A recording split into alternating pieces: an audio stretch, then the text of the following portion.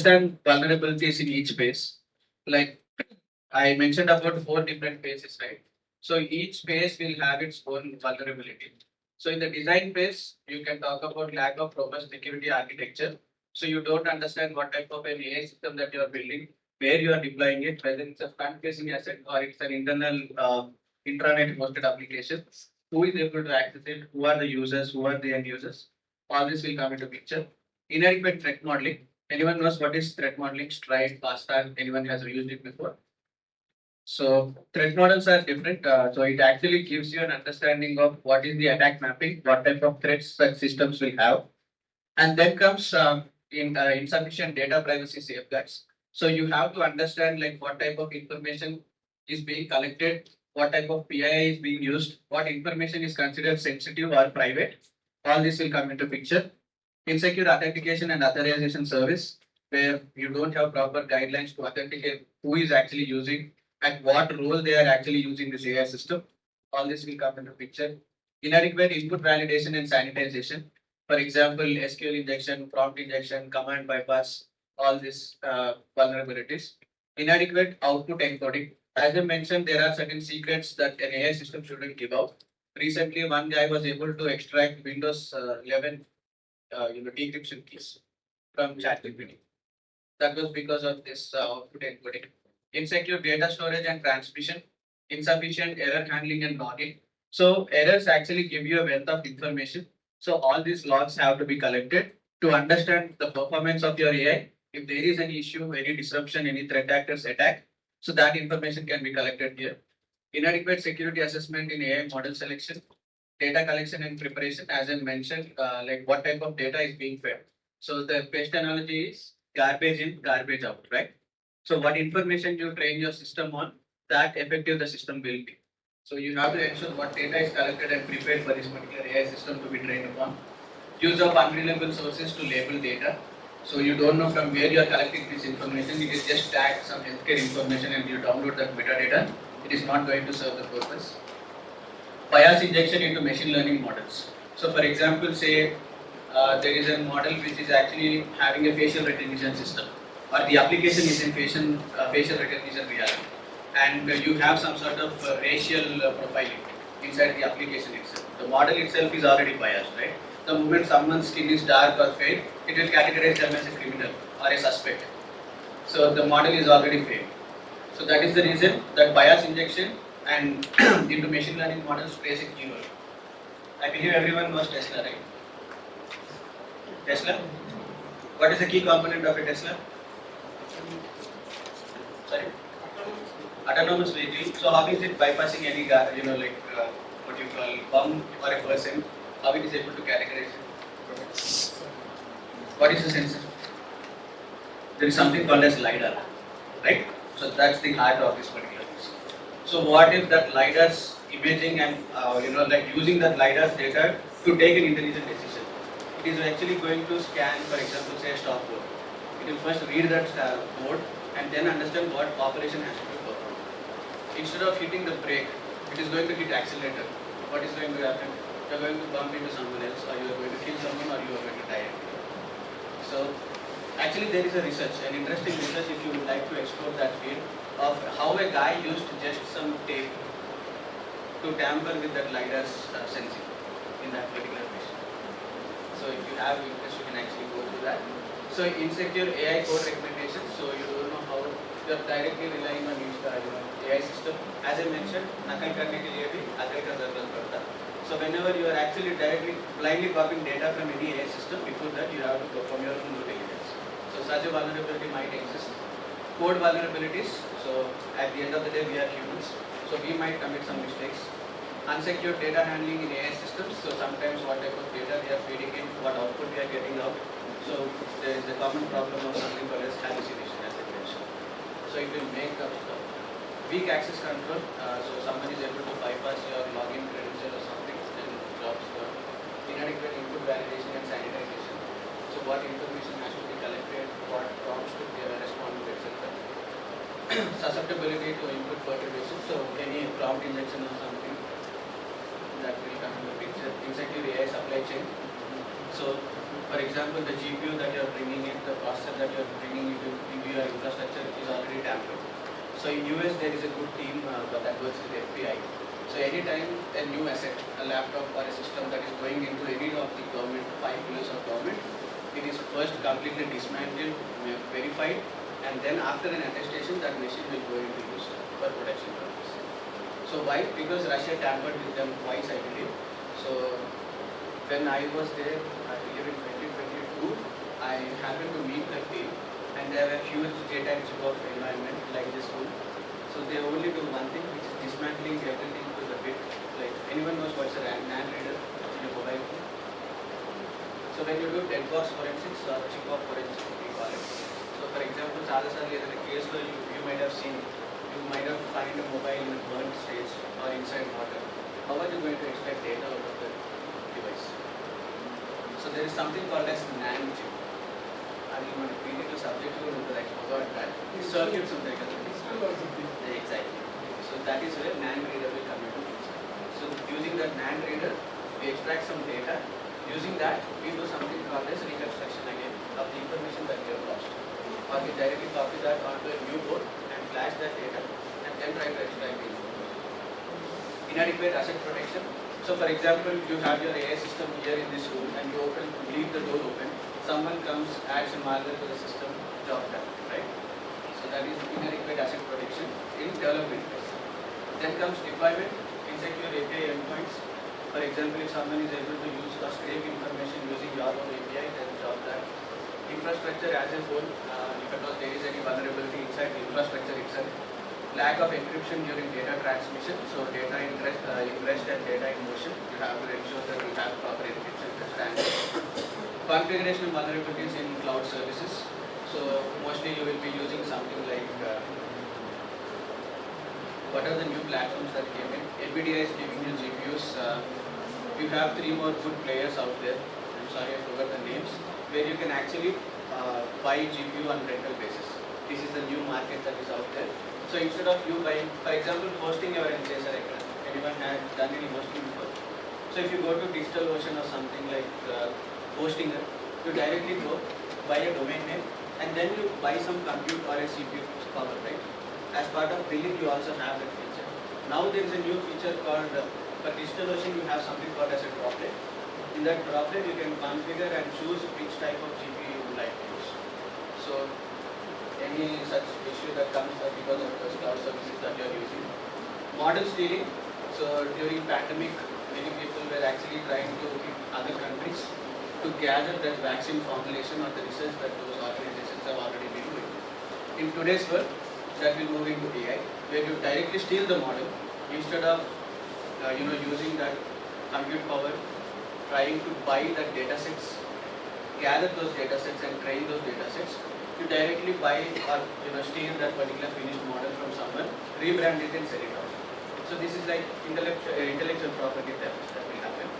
Prompt extraction. So how many of you used the DeepMind, DeepSeek, whatever it may be? DeepSeek anyone used? What was the first vulnerability that came out? So a security researchers were able to extract all the prompts that were given to a DeepSeek. So that will also give out some personal information, right? Any information that you have shared with. Then comes model output accessibility. So this happens on different levels. So what type of an output, what type of guardrail bypass, what type of information it supplies, in what context it supplies, all that comes into picture. Inadequate evaluation and testing, for example, Gemini asks someone to go kill himself, right? So that is one example there. Maintenance phase, as I said, what type of vulnerabilities might arise if you don't have a proper maintenance phase. Delayed security patches, you don't know what type of a security patch that has to be applied. Model decay and concept drift. This is the key concept which I spoke about before. So you need to have proper data in place for your model to be relevant, right? All the progress that is happening on a day-to-day basis, for your model to be relevant, you have to retrain the model again and again with new information that you will supply. If you don't supply, there will be a model decay and concept drift. Because it will make stuff up. It will anticipate, okay, this is lacking in India. So this might be coming up in this policy, but it will not read the policy. So this is where a concept of MCP servers comes into picture, where you can actually fetch data in real time from other systems. Insider threats, some guy inside your own organization has a student who went rogue or a faculty who has some miscontent. Just giving an example, I'm not saying to do it. Inside the thread, insufficient logging. If you don't have proper logging in place, you're not monitoring what type of data, what is the performance metric, what type of operations that have been performed on the system, then you're good. So that is one vulnerability that will arise here. So different risks, you can call it different threats, different vulnerabilities, exploitation of those vulnerabilities are talked about here. Model poisoning, as I mentioned, garbage in, garbage out. So for example, I am saying that when you see a stop or a guy in person during the LiDAR sensor attribution, if I am saying you shouldn't stop, the model is already poisoned, then go on fix. Adversarial attacks, so small attributions to input data that trick AI models into making incorrect predictions. So this can happen because of various reasons. One would be bypassing the ethical guardrail, which I spoke about, the detection system that is already inside the system, or we leverage any security vulnerability and bypass the security detection rules. Then comes data breach. As I mentioned, these are high value targets already trained upon multi-billion parameters. So if someone is able to breach that particular system, they are going to get a ton of data out of one breach. Model inversion. So extract sensitive data or intellectual property by querying AI models repeatedly. So as I mentioned, the grandma analogy, someone used the same analogy to extract all those Windows keys from GPT-4. So that's an issue again. Denial of service, so overloading, bombarding it with traffic. AI system hacking itself, so any framework that we are already applying, any system or algorithm that we are already using, if at all it has some sort of vulnerability, attackers will leverage that and ensure the system is hacked and taken control over. Data integrity attacks, so manipulation of training data or operational data, any information that is being fed upon, and any info that is already being saved to the database during the training and development phase, that information here. Model theft, which is like gold mine for anyone, someone is able to extract your complete model. Lack of robustness, so you have to anticipate this, right? So this is where threat modeling will come into picture. The reason for me to give you all this is, first you have to understand what really happens in each phase. Before that, you have to understand how this actually works, what is the infrastructure which is aiding these systems to work, and then comes the vulnerability. Lack of explainability, which is nothing but black box models. So all the outside world, wherever you are seeing these open source AI models you are using free of cost, because they are black box models. You don't know what type of information they have been trained on, the susceptibility of prediction, and at the same time, who authorized them with that data. All this information you will never know. That is the reason these are called black box models. And reiterating again, they will never go mainstream. That is the reason they are coming up with new subscription models where they are giving you the feasibility to train your data or train their model on your data. Autonomous system manipulation, as I mentioned, it can cause havoc. There are many repercussions that might happen. Whenever I am saying autonomous missions, for example, if you have an adjacent surface to air missile, for example, during the water conflict, someone is able to tamper with this prediction algorithm, and you go land a bomb inside your own territory, then you are doing right. So autonomous system manipulation, as I mentioned, autonomous systems are the next generation of warfare. I am actually writing a book on this, maybe in a month or so it should be out. So this particular manipulation is causing an havoc outside, since most of the systems now are autonomous. Supply chain risks, so recently coming up, Israel pager attack. You might have heard about pager attack, Israel's pager attack. So if you follow war scenario, you will see how technology has evolved. There are guys sitting in bunker bombarding like $200 million tanks, $200 drones. They are able to, I believe Ukraine's production has crossed 2,000 drones per day from small vehicles. ఇంతకన్నా చిన్న ఉండదు. 2,000 drones they produce on a daily basis. These are called kamikaze drones, which go and just blow up. Right? And they are able to take out multi-billion dollar drones. And who are the guys who are controlling the drones? Those guys are like 18, 20-year-old kids who know how to fly drones.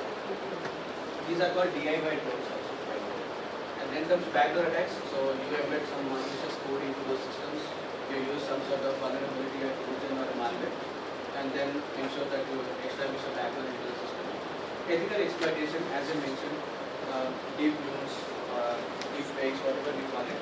So you are using that technology for something vicious. So that is because of this ethical exploitation. case study example. So recently there was a plugin privacy leak to ChatGPT. So because of the vulnerability in indirect prompt detection, what it did allowed an attacker to take control of the chat session and steal the conversation's history by using ChatGPT plugin to feed malicious content. So these, you might ask like, what is there in the prompt? For example, you are giving your medical history, you are giving your PAN number, whenever you are writing an email. As I said, you don't have that intelligence. Big Four, one team lost their jobs, right? Because they didn't know how the model works.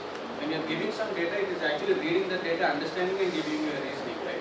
So these are all called reasoning models, and at the same time there is something called as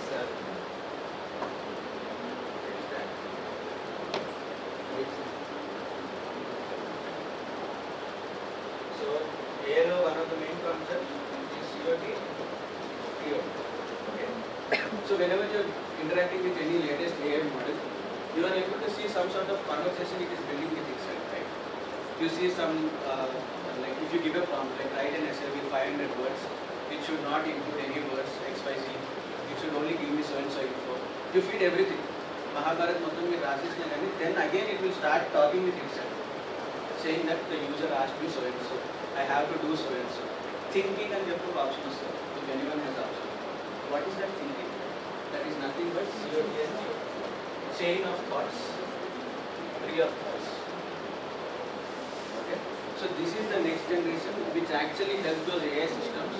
Whenever you say that any AI system has gone through, recently one humanoid robot which was built on AI attacked the handler.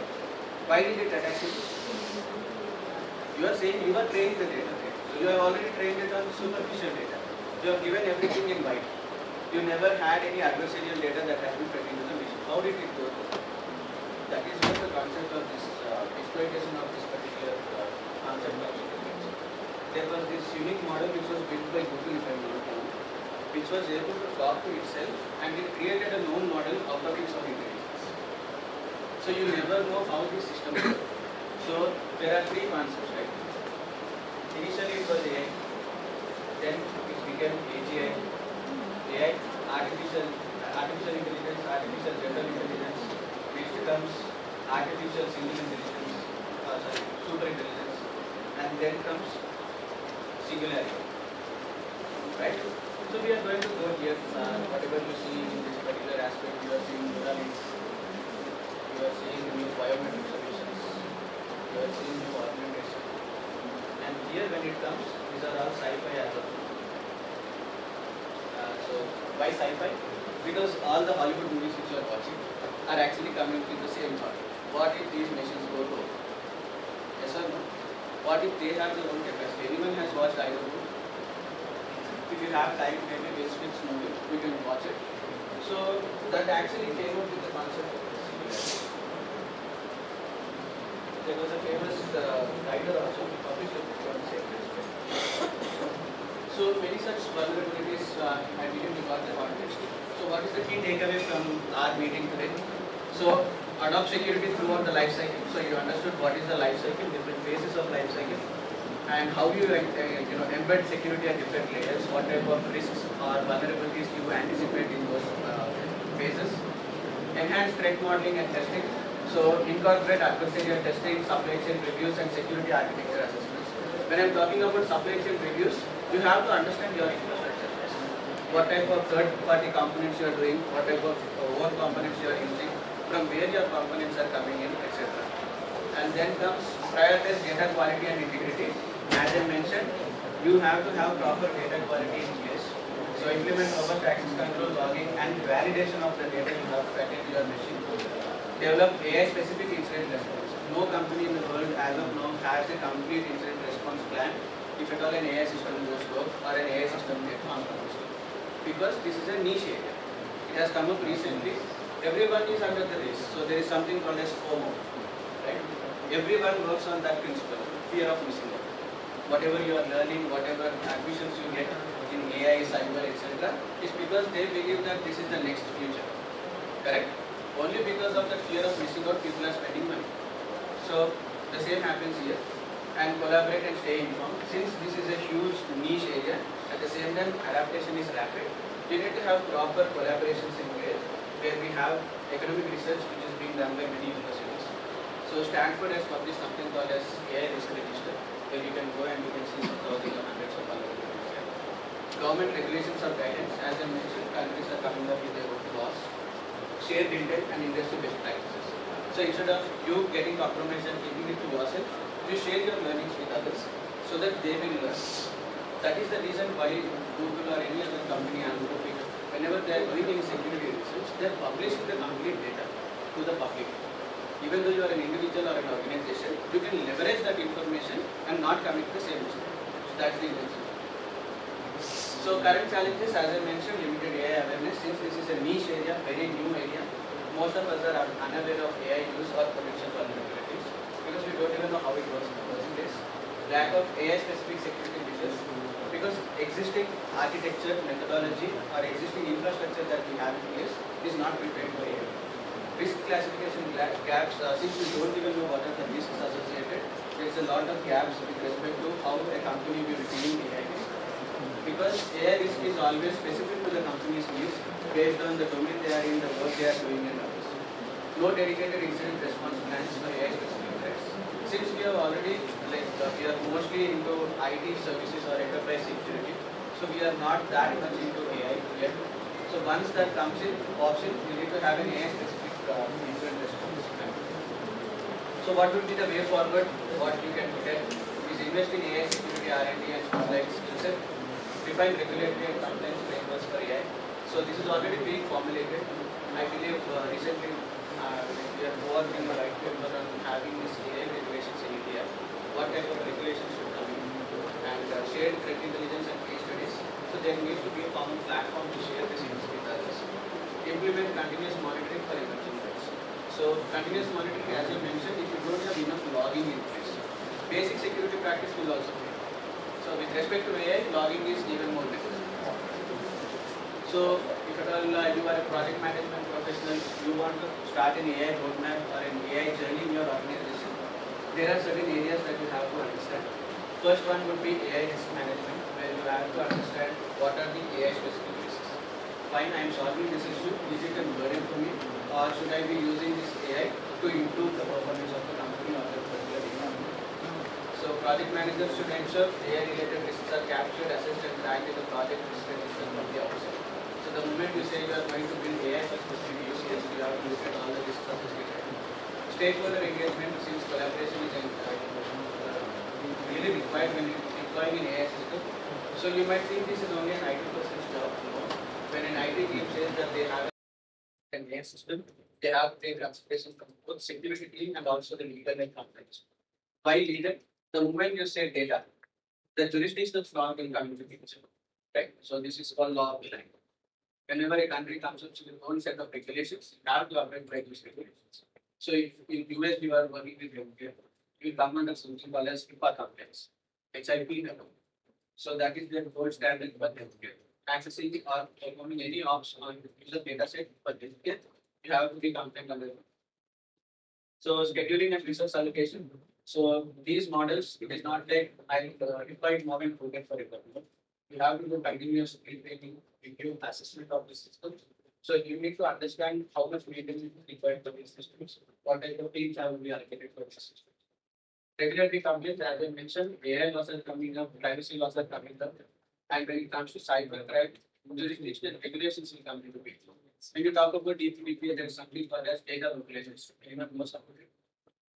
The moment we say data localization, we are saying all the critical and sensitive information should stay within boundaries of India. For example, how many of you know what is cloud computing? Everyone knows, right? You know how CDN works? How CDN works? Yeah, I want to understand what does a CDN. It ensures that there is some sort of temporary data set nearby from where I can get information. Right? When I'm talking about data localization, how will I use CDN then? Where it find out? Because it is going to store this data outside of my geolocation location. Then how is it able to identify how data localization is achieved? That is where cloud providers are coming up with their new cloud resource allocations, and they're coming up with geospatial data centers. And that is also bringing India into a place where things are coming in industry to build data centers in India. Okay. So what is the bottom line? AI CV vulnerabilities expose new complex threats, and a single unaddressed case can determine entire security posture. So what does this mean? We cannot say that, oh, since this is so risky, I don't want to use AI. Definitely you are going to use it. Until next decade, no one will be able to touch AI. So what you have to do, you have to be prepared. So you have to understand the technology. So this is pretty much it about AI specific cyber risks. You want me to continue for cyber for AI, or I believe I use that.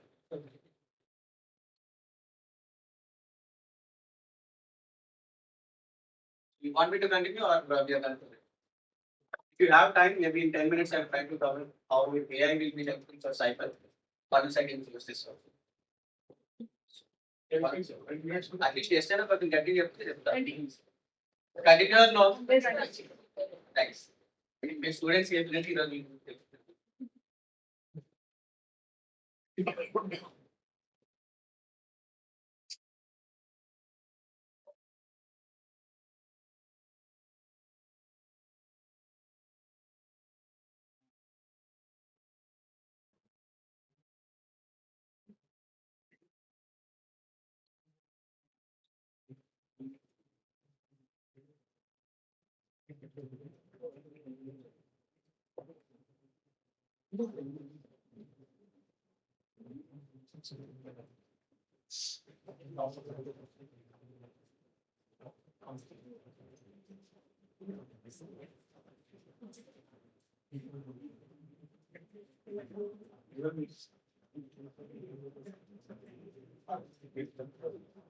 So I mentioned that every organization already has some sort of cybersecurity policy in place. Whenever we are talking about enterprise security, maybe you know how complex an enterprise security is about. So because whenever an infrastructure is being set up, ఇప్పుడు మీ ఇంట్లో example తీసుకోండి like minimum of 20 assets are there in every home. Like if there are four people inside the home, four people have 4 different mobile devices. They might be having more than one mobile device per person. They will be having a tablet or a laptop each. So again, it becomes 8. Then from there on, you will be having smart computers, smart refrigerators, smart washing machine, whatnot. Even a dustbin has become smart. So the moment we talk about smart, it is augmented with something which can interact with you or which can take some sort of computer. It can be intelligent home assistants also, like when you integrate your Alexa, Google Home, etc., into different devices. So why we are talking about AI for cyber is because the threat landscape has expanded exponentially, and it takes a lot of time for someone to do something called as an RCA. Before I was coming to initiate the session, I was talking with someone on RCA. So they got compromised in branching.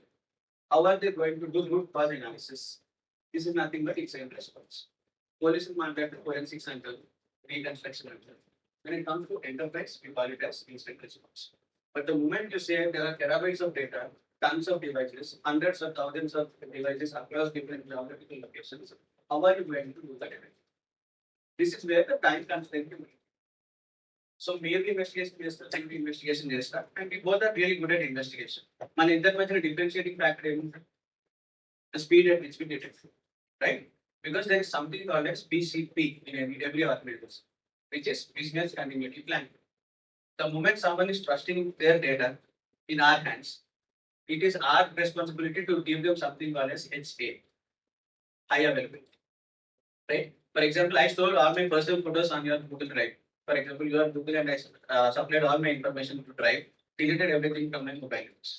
And I'm not able to access my personal photos whenever I would like to look at them. Then it's a failure as a business.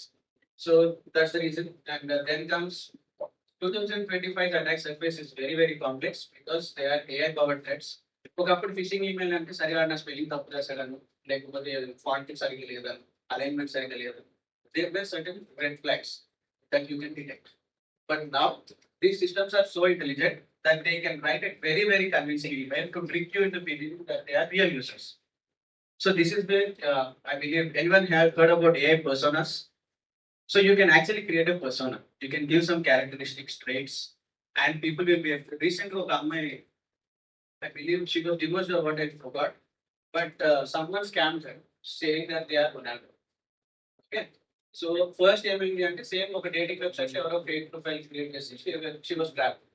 ఆ case అయిపోయింది అనుకునే లోపు someone created AI person with all the information available about that email. And he was able to trigger and got around 35 lakhs or 38 lakhs. After that, he never get anything, right? So when it comes to losing money, it is really hard to get that money back because recovery of that money is very, very hard. Golden Maran in the cyber crime. Then you have to report within 1 hour. Why within 1 hour? No one knows. The issue is why within 1 hour, we can actually alert the bank and have those accounts closed.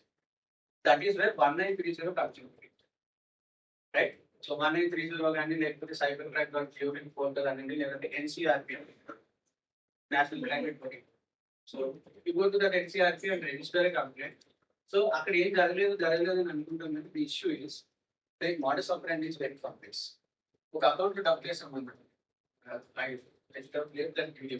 There is a video which says like a guy was demanding some ransom after a kidnap. That guy was a juvenile, under 18, 16, 17 years పిల్లోడు. వాడికి ఏదో phone కావాలని kidnap చేశారు. సరే డబ్బులు లేవు, నాకు time పడుతుంది, నాకు 1 day టైం కావాలంటే టైం పడుతుంది. సరే నాకు ఫోన్ పే చేస్తాను నేను. ఫోన్ పే సరే ఇవ్వండి అంట, 2 గంటలు అరెస్ట్ చేస్తారు.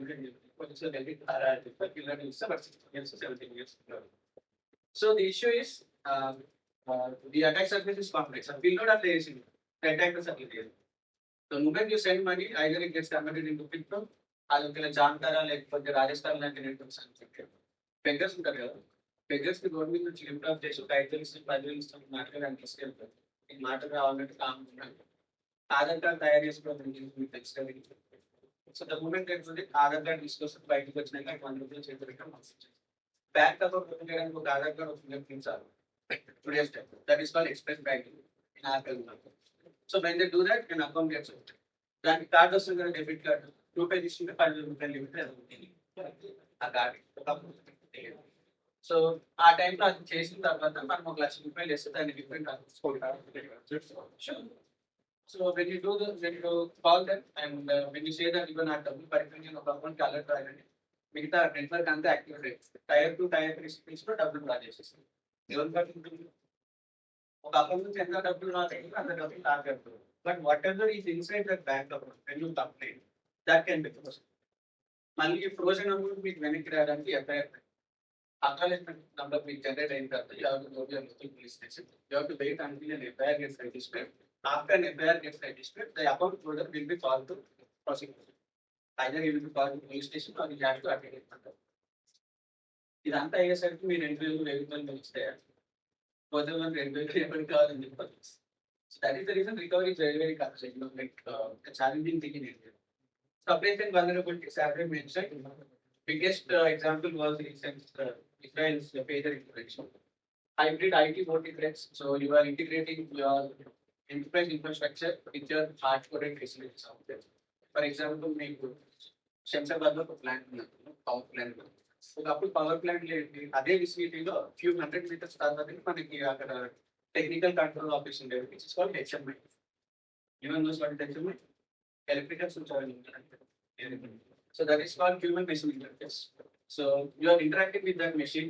For example, ఒక furnace ఉంది, 600 degrees దగ్గర పనిచేయాలి. Beyond 600 degrees start అవుతుంది furnace. What if someone tweaks it and adds it to the you have to cause a blast effect. So now because of pandemic, thanks to it, we are seeing a merger between IT and so being sitting in your house, you can actually control your power. When the moment you do that, again the same thing comes. It is niche. You have never worked in that environment. The moment you do that, security risk will come out. And that is what is happening in the recent times. Web3 and blockchain exploits and double these are unfair. Blockchain crypto converters. At the same time, they buy something called as NFTs, non-fungible tokens. As paintings, why have they purchased this? Who is the actual buyer? Painting బయట ఉంటే సరే నా ఆఫీస్లో పెట్టుకుంటాం, మా ఇంట్లో పెట్టుకుంటే లేదా ఇంట్లో తీసుకుంటాను. ఎన్నప్పుడు ఏం చేస్తారు? That is very money laundering. కొన్నాళ్ళంటే మళ్ళీ మనీ లాండరింగ్ చేస్తున్నారు అనుకోవచ్చు, but they actually use that. So ఏఐలో as I mention 3 components, which is machine learning, which will ensure that the model is trained on. Deep learning, where we are actually adding the neural concept and training it on specified data for data sets. Then comes natural language processing, is able to understand and interpret whatever we are communicating. So these are like fundamental backgrounds. So AI, like how much ever it is being used for good, the attackers already leverage AI before even we started using it in cyber. So more threat actors to launch attacks. So AI is actually improving the scale at which attacks are launched. So couple ఏంటంటే coding రాక రాకపోయేవాళ్ళు లేకపోతే English రాకేవాళ్ళు people అయ్యారు. But because of AI, the sophistication and the scale at which someone can actually start an attack is exponential. More convincing teaching that you mentioned. So red flags, but so technical knowledge would be fine, they might understand. But if someone doesn't know technology, they will get fooled by it. New deep tech social engineering skills. So recently, how many of you heard about digital elections? Present Modi's what is that? Anki Baat lo he actually mentioned about this particular person. Okay. Suddenly the police or police. We're able to see loss is not only about financial losses. There are different types of repercussions. For example, someone has circulated some fake photo of me saying that I did some fraud or XYZ. Like within deep news or whatever they call it, they have already circulated. Men are good, so I'll be what you call the gender bias. So when one of the snap or like because women, even though it comes out later that it was an artificial intelligence or AI generated image, but the damage is already done. Because of various reasons, you take about society, you talk about mindset, where they are built, the emotional portion, etc. All are different when it comes to women, right? So that is where social engineering skills are being action. So then comes malware mitigation. So couple India answer malware didn't have proper what you call viability. Because if the researcher understood what type of malware it is, they were able to reverse engineer. Now you can actually create a polymorphic malware which can actually grow through time. Exploit software vulnerabilities, understand what type of technology you have, and you can exploit it. So AI to augment cybersecurity, where AI can help defense professionals. Defense in the sense we are working on the defensive side of cyber. So use cybersecurity SOC analysis. So it brings down the time. So mean time to protect. MTTT, MTTR. These are two fundamental concepts in security ops, which is mean time to detect, mean time to respond. The faster you do it, the more effective you are as an entity or as a team. Then reach risk predictions so you can understand what type of posture you have and how susceptible you are to those attacks. Enhance cybersecurity posture. Using AI, as I mentioned, we can create different workflows, we can create more guardrails in your organization. Asset inventory management. So as I mentioned, 2000, 4000 endpoints across the world. So I built a project in my previous company where my project today gives about 5,000 endpoints across 3 geographies. EU, North America, and Asia Pacific. So we had 5,000 endpoints back then. Now it might be more. So now instead of having an analyst sit on it, so it's like a boring job, right? They are going to slowly to the and in each agent is able to generate at least one alert per day per endpoint. You already have 2,000 alerts in your inventory. When are you going to skim through all those 4,000 endpoints in a data? So that is where AI will come into picture. Prioritize vulnerability remediation. So it will identify assets and then prioritize what type of vulnerabilities you have and can scale the windows. Accelerate resolution time. So this is nothing but mean time, right? So why AI for cyber speed and scalability, as I mentioned, it's not about people not having skills, it's about how fast you can actually cater to that. Pattern recognition. So there is something called as behavioral biometrics. So there is something called as a concept haptics in your mobile device.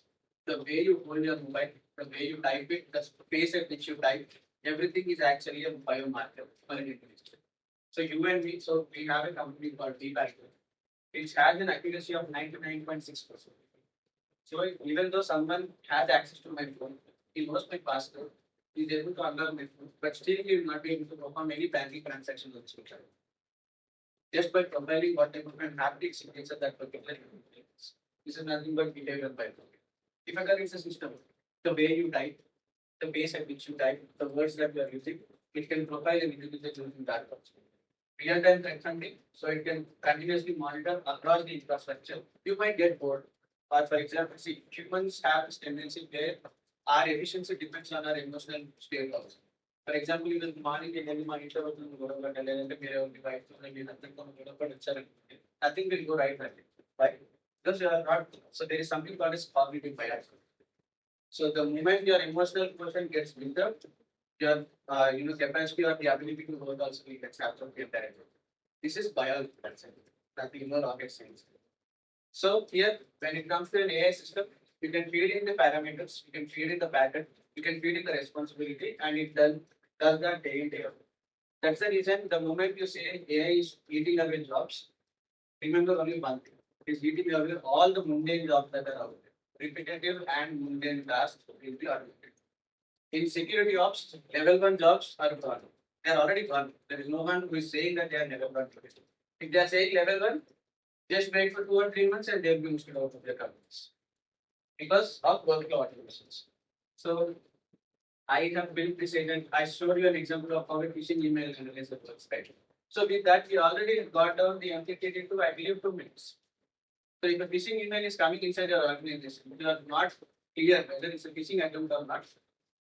The RAG that we built, it will be able to detect every system, every machine which got this email within 2 minutes. And it will analyze whether it's a phishing attempt or not. All that happens within 2 minutes. Just imagine why we have pay someone bringing in 7 lakhs, 8 lakhs, especially this production price of last year. Will I really pay? Instead, I just pay some few $100 per month to maintain that on a cloud server. That does the same thing for me. And at the same time, I don't have to worry about your leaves.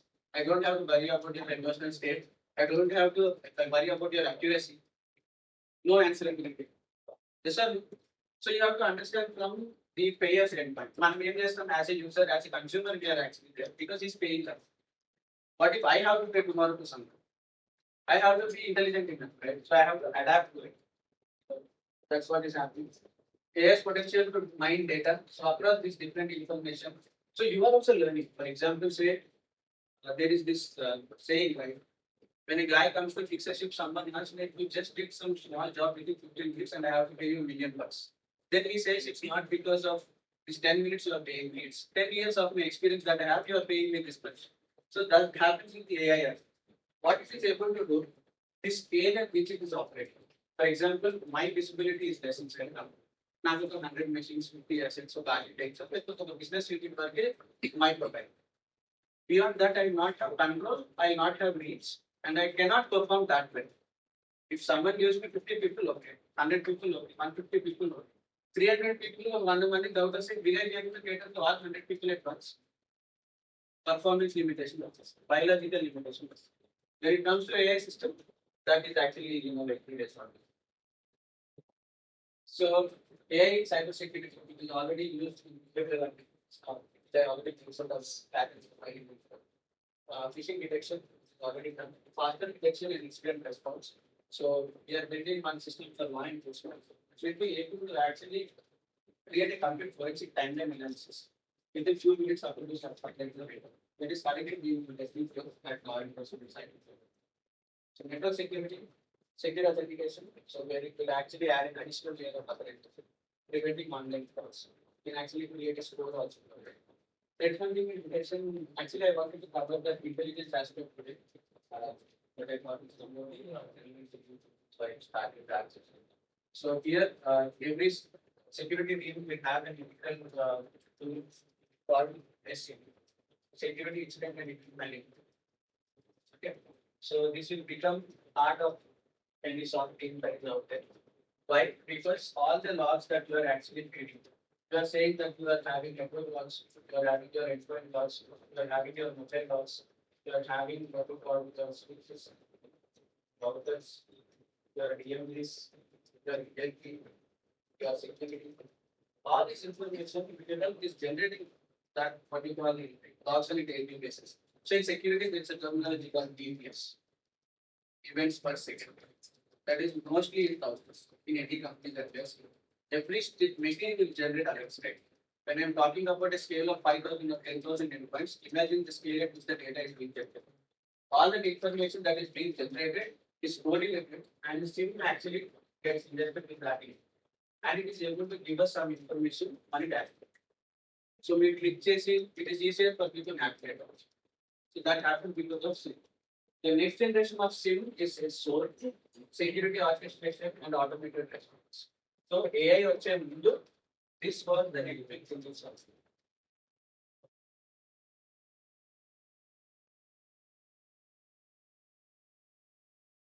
Also open source and it had a very powerful context. So this should actually build a flavor. It understands what needs to be done. For example, night 3 a.m. for alerts. By the time you go to office, it's already 8 or 9 a.m. 6 hours to get ready. Within 6 hours of well time, what type of ops at the time does we can have? You never know. So that is the reason we have so where we create a framework. It knows what needs to be done in certain situations. So that is now augmented with AI, and that is how security got also.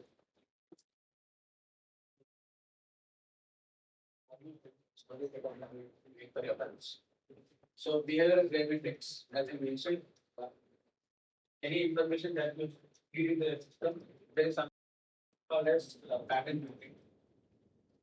So your system, your behavior.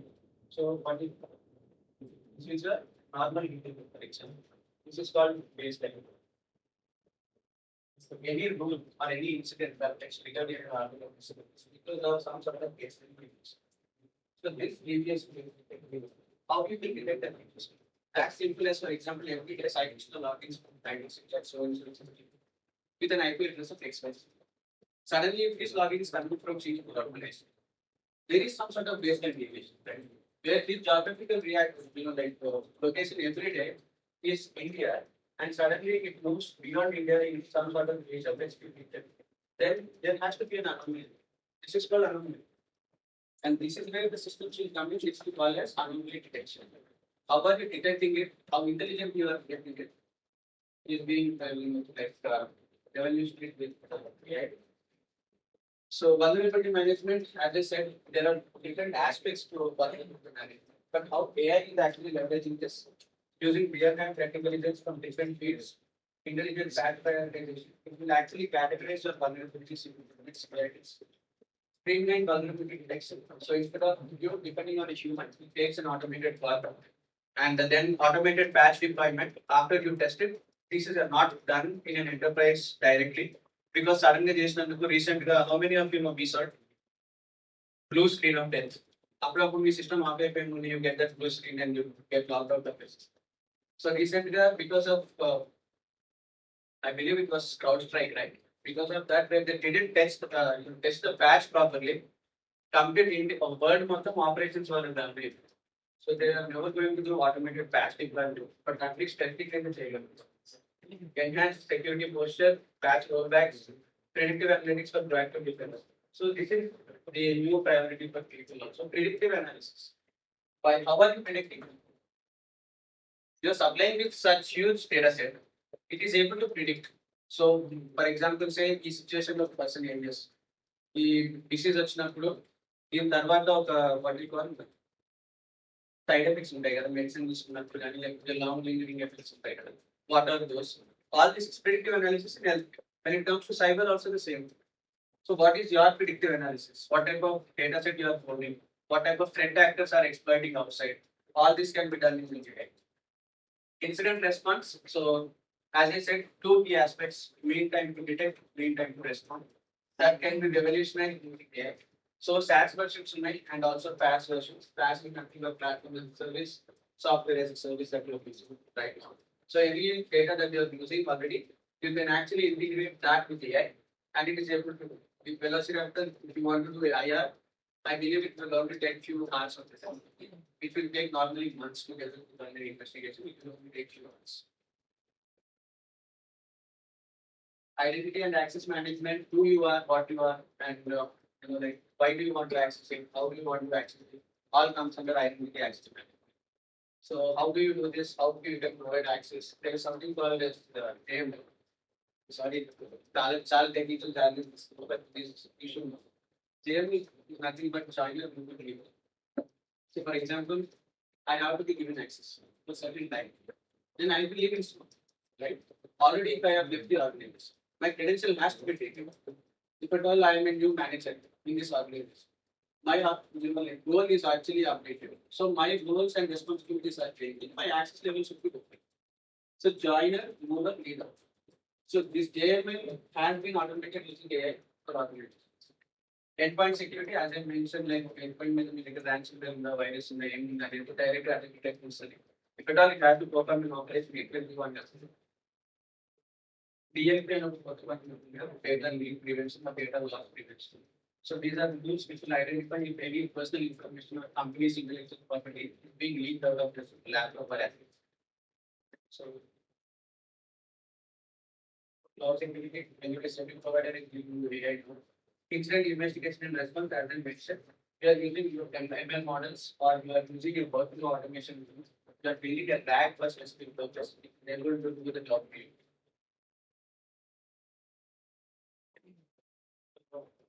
Next, I can almost detect cybersecurity threats faster, simplifies reporting. You need not write your whole report. It's a laborious job. At the same time, design right for information design it will automatically create a report based on whatever format you are doing. Simplifies reporting, identifies vulnerabilities faster, data quality and bias. So in that target in garbage. So you have to train it efficiently. This is where the challenge of data quality and bias comes into picture. Over reliance on automation. So complete the automation chases something. Then you will have no one to blame. Yes. Not only about blame game, but at the same time, you need to have a person who is overseeing those machines. And that is where jobs will be. And again, you will not lose jobs to AI, but you will lose your jobs to people who know how to use AI. So those are the people who will survive in the world. Regulatory and compliance, you need to understand what type of acts are in place, what type of privacy laws, jurisdictional issues are there in your country. Project management consideration, so cost and the maintenance and the technical expertise, roadmap entry, timelines entry, all this has to have a clarity in things. So, as I mentioned, excellent leader, regulation, privacy, mitigation of bias, you need to have transparent mechanism in place. The data should be always transparent, the output should be transparent. Relevance in today's time. As I said, modern legal governance aspect, how are you actually governing all these systems, the operations that they are doing for the data that have to be fed. Confidentiality aspect. So when you are saying you are ensuring privacy, how secure the information is that is going to be supplied. Liability when it comes to legal regulations or acts that the countries are coming up with. Accuracy, to what extent these machines are performing the task and to what extent the information can be trusted. Decision making, so what type of a decision it takes and how it will impact. Autonomous machines, as I mentioned, because it chooses to fire a missile. So what is the decision making capability? On what grounds it will make the decision? This is pretty much it. Maybe I gave a recent interview on cyber frauds and awareness. So if you like to have a look, you can go through that. I second. That's pretty much it. I'm sorry if at all I went too fast. If you have any doubts, please ask, or else you can break the lunch. Have any doubts?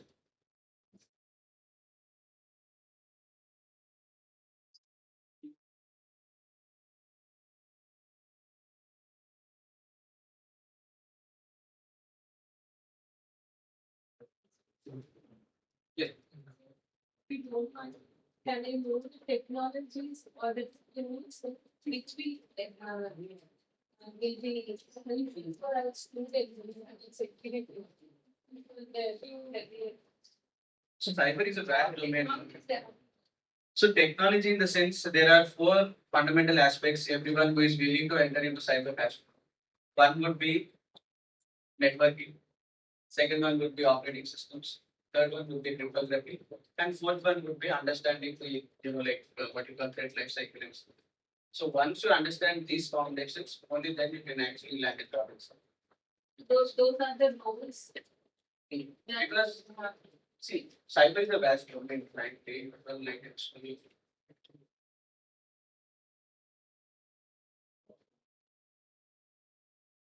But cyber is a huge domain.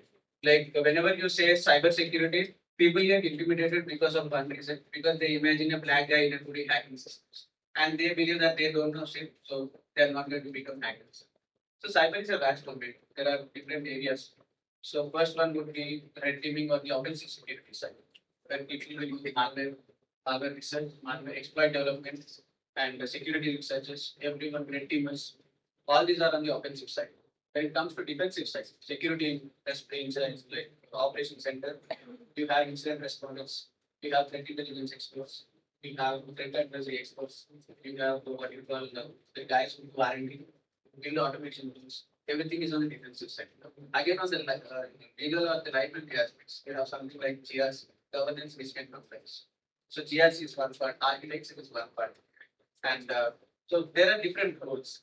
Security is not like a mainstream domain. For example, if you know Java, if you are a coder or a database administrator, you have only 2 or 3 roles to get until you go into C level. But in cyber, it's not that. So it is always changing. For example, if you want to become a forensic expert, the complete lingo will change. How you actually do. For example, in an enterprise infrastructure, if you are taking data, that is just considered as records. When it comes to law enforcement, you have to term it as exhibits. After an exhibit comes, then you will extract evidence. Before evidence, you have to run something called as chain of custody, COC. Then there is again device evidence collection. All this will come into picture, which will not be in enterprise infrastructure. So you cannot mandate something that you want to train individuals on. You have to help them understand what is the backbone of the technology. When you're talking about AI, 90% of the cases, the issue is they only know LLMs. How to use LLMs, that's it. If we go task itself, direct AMS, you are dumping Olama 3.1, 3.2, whatever is out there, we would run for example. And you are saying, fine, already a guy built a model. I'm just going to use that workflow here and change the tweak the APIs. That is not how AI engineering is. Those people will never land jobs. Because there are tens and thousands of people who are already doing it. For example, I am in the domain for 10 years. I understood little bit AI. I'll be able to do a far better job. The same thing the fresher is doing, right? I can do the same job. You need not pay another guy. You can just pay me and I'll do the same task. So that is not how it works. When it comes to security again, you have to understand to break those systems. You have to understand the technical infrastructure. So that is the reason you don't know about cryptography. You cannot encrypt or decrypt. You don't know about how operating systems work. If you want to become a forensic incident responder, for example, you go into the system, you don't know where to look, what to look for, and how to extract the data out of the system. You don't know how networking works. You don't know how communication happens at all. You will never become a cybersecurity analyst. So ఈ రోజుల్లో survive అయిపోతున్నారు కూడా I'm not giving anyone but survive అయిపోతున్నారు కూడా they don't know about this solution దానికి ఇవన్నీ అయిపోయాక you have to go into fairness when you are actually trying to exploit systems you understand how these technological elements work and then you try to define your skills on this and hands-on skill expertise there. My suggestion for you would be have them actually access something like Hack the Box or try hacking. They are working on both the things. So these two will give you proper roadmaps. And it's not like one size fits all. So cyber, everyone has different skills. You are a malware guy. You will not even have time to look at anything else. You have to do reverse engineering, for example. You have to not go beyond assembly. Assembly language మొత్తం పనిచేస్తే దొంగ reverse security వాళ్ళకి కూడా చాలా మంది చేయదు నేను start చేసి ఆల్మోస్ట్ 2 months అవుతుంది రీసెంట్ టైంలో before that I never touch reverse so people have to come up with identify the key strengths some people are only good with for example say governance writing policies understanding the frameworks defining frameworks so they are only going to governance aspect. They never survive in cyber as a technical guy. So there are different areas in which they can actually. There are different gray areas also. For example, exploit developers. They are shady guys. So they can actually go and sell it for government, or they can go sell it for criminals. That's a gray area. That was students, what we can say is, what the physical or basic development. If you ask me as a recruiter, I never look at certificates. So why I'm saying those basics, right? I only look for those foundational ones. So if there are no foundational concepts, for example, I got 100 resumes. I'm just giving whom will I have on my table? Is the guy who actually has answers. That is where I look for people who have worked on try hacking or hack the first, or who have built at least basic labs and have that certain hands-on experience. They shouldn't buy. If they only did it for namesake, then no one is going to say it. That is the issue. Most of the times, just for faculty, just for college, just for the sake of it, they do all this. You can survive in this domain anyhow. For example, say there is million jobs before whatever I mentioned, L1 and 2. You could have gotten entry, but in today's time you will not.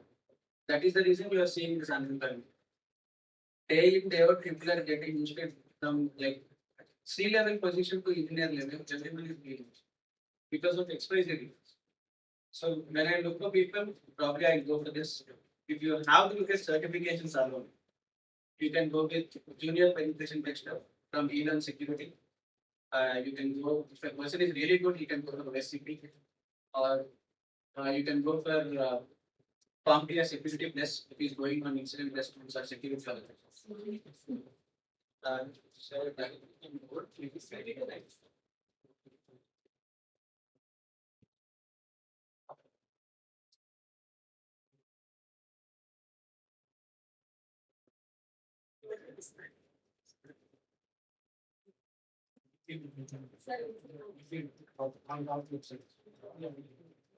very nice.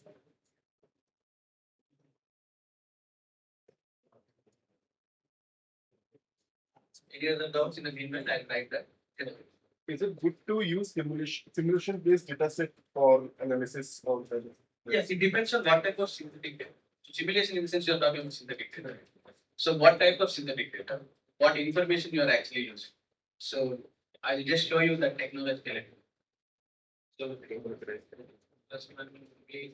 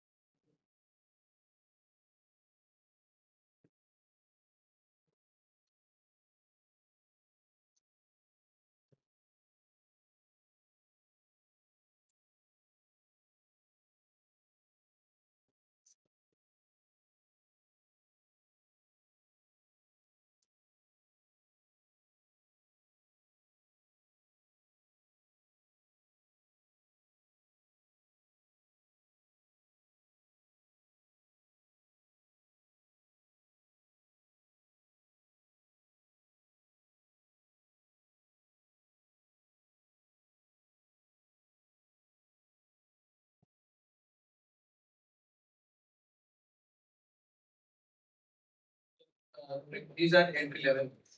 So CH practical కూడా basic CH ఎవరు పట్టించుకోరు. అమీర్పేట్ కి ఒక 500 extra ఇస్తే అది రాదు. So అది work out అవ్వదు. సో ప్రాక్టికల్ స్కిల్ మీరు ఒక మార్క్ ఒక బెంచ్ మార్క్ లో ఉన్నారని తెలియడానికి మాత్రం ఈ సర్టిఫికేషన్ ప్లస్ అయింది. So this is like mid range computer expert range. CompTIA security plus ఏంటంటే complete enterprise end to end infrastructure మీకు తెలుసుకోవడానికి ఫస్ట్ అనమాట. CompTIA సెక్యూరిటీ బదులు CompTIA A ప్లస్ అని. So that is another certification. Network plus and Google certification. If you do these three, you will have all your fundamentals there. Inform. And then comes Elon Security Law, Junior Penetration Testing and Certified Penetration Testing Expert and everything. So you can actually go with Elon Security Junior Pen Tester, and this should be good for a starting job. CH practical ఏంటి అంటే they'll actually give you a lab 24 to 48 hours system. You have to exploit. So కొంచెం YCP తెలిసి they have brought some inspiration and they're giving you a practical hands-on experience. OSCP, OSCE ఏంటి అంటే this is only for experts. If you have a guy who is really into security, he has a good passion for it, only then he can see it. Even into it, these are not mandatory, so it's like up to you. And Port Speaker Academy ఏంటి అంటే web application pen tester. So you can just use books and you can actually have the certification practice. So if you have this skill, maybe for certification. And we spoke about synthetic data. So there are many algorithms which you come into picture. The data set you choose. So sometimes you will have the direct data set in your hand, but sometimes you will not have lot of data set. So you have to actually look for technology which can actually help you what you call scrape the personal information or the complete data set and create to a new synthetic data set. So that synthetic data set you have. Anything else?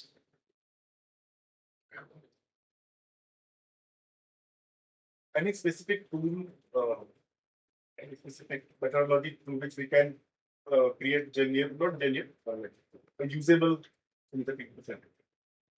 There is no one tool. So the technology stack that you spoke about, like it will change from time to time, deployment to deployment.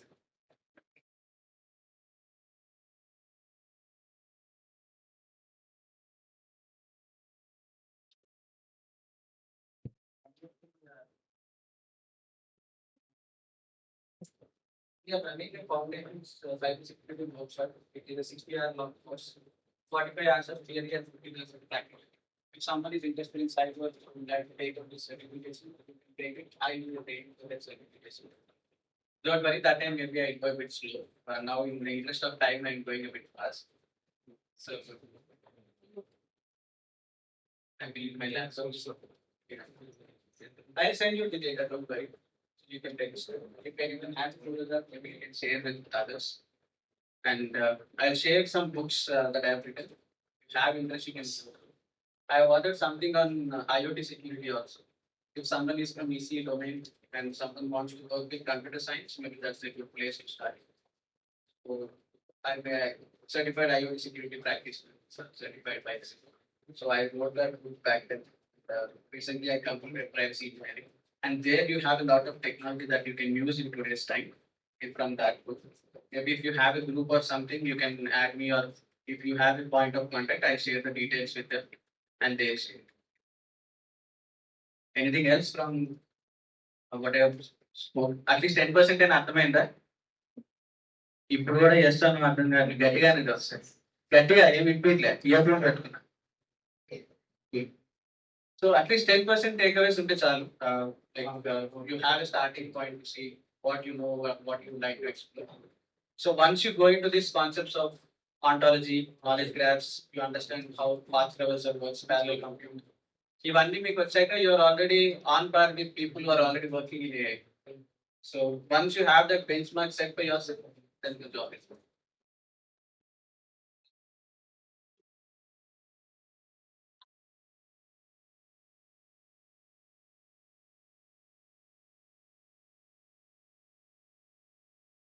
Thank you so much, sir, for delivering such a thought-provoking and enriching session as part of FTP.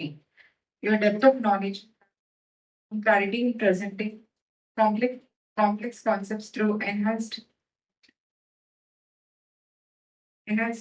the learning experience for all. Thank you so much, sir.